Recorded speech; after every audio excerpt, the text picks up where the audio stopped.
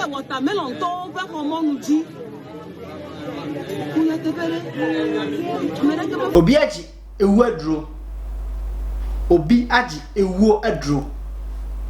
Sana abesia ye sen ka wo de ewu aduro no ja ye wo sekan na bu ye twa wuti nteni ade boy bi e wo Ghana waji ewu aduro. O pese wo hu ha wa waje da hwe video e kosi ending obeti ase.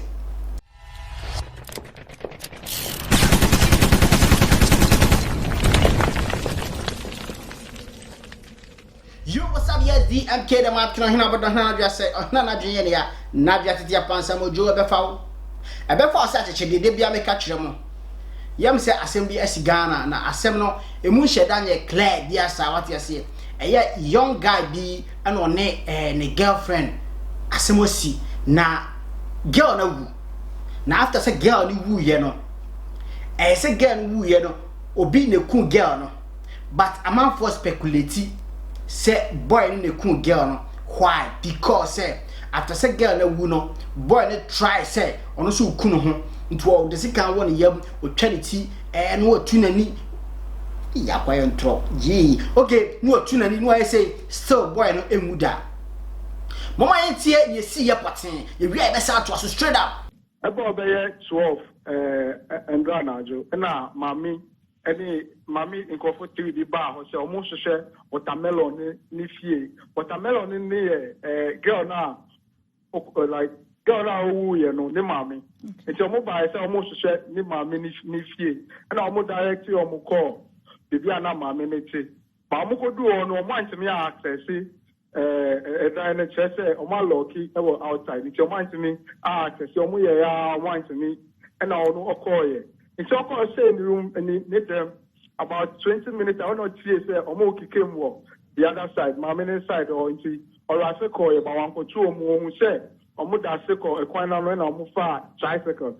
Omo de call bibia nanka omo fi buy into on after that time on need the course but on who say nkola me 2 guys omo nante e quite now omo bia phone and an ba na catch and say one see asem na boys na car na and also there be one see and also see almost see obi ewu omo fie ho a ho na na ju buy say ndie on ko check baby ana watermelon ni girl ni ti no on ko check won ti okọ ho no say watermelon ni ba no na ye friend cafe o da ho ase omo cha ni kon mocha bebre ewo the demo basa and ono so kikem it is an ono so take information e ka ono boy ni girl no omo dey 2 years for about 6 years ni nche ya mi nya ni so almost start be JHS2 and now almost start dating nche ya omo ye adibia together omo kwa sorry omo ko jume ni nyama ni sanya nyama ni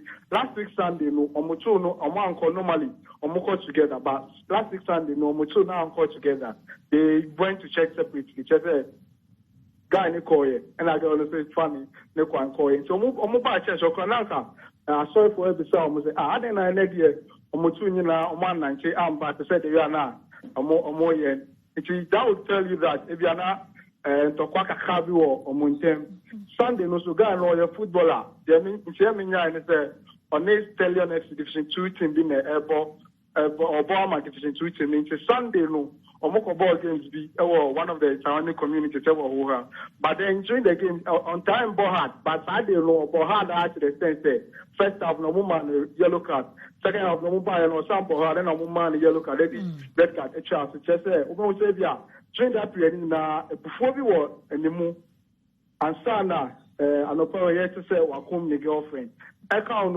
amount for suggest to say ono na wa charge on income na o try say obekum ne hu chese o stabe no hu ba anye wantimi hu na ani certain ni na pie yen ti o mu ra tre no e de ne call water Houston Hospital or receive treatment this year me no kata yo da theater doctors for age more you say o mu betimi a save the life when I see at there see akasa to help the police to help the police unravel the incident. Then we say, okay, when is here now? When is here? But say, can another man for can say more just say Tama ono ano kum girl no ebi mu say dia one sha ebi mu na ba dem have kum omu it's information is a bit sketchy however no sana incident because yeah what you say so asembi ba say ya aya na ye pese Ghana police o mmoyi hu na etuo man kasa because in Ghana we betime di bone dia show bi what you say your boy no na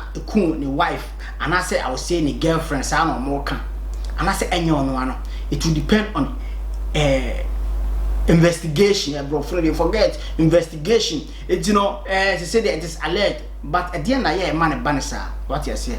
Say again, wako cheating.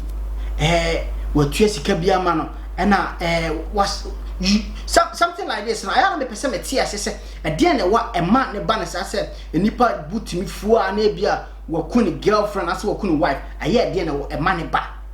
I am me person me tia say, but and you're only cool for now, dear. A suspect no more bono. Minia or Honomo wash or life ye. What you say? Because we invest or baby more or so we have prediction and I said who say a year dinner that you know betting me a jow into woods here and why careful because so would it be most only for the moment I be cool being dear bugger. We hear the work nipa we don't listen to say be our share before we dim sika ho yenti o na etie say work will be near also life na to atwa mama ye hia bi story na ye hwe abrabo yi what you say you from the mark no hia bodo na just say na na dwen ya na dwen tete pansam and na your first time na so hwe video e wo channel we so a make sure say you subscribe to the channel so that be ya me next video so benya bia hwe na say Facebook so na hwe na no like page no amaru mfi say Facebook notification be no akoya me mix dem. It doesn't matter. Straight up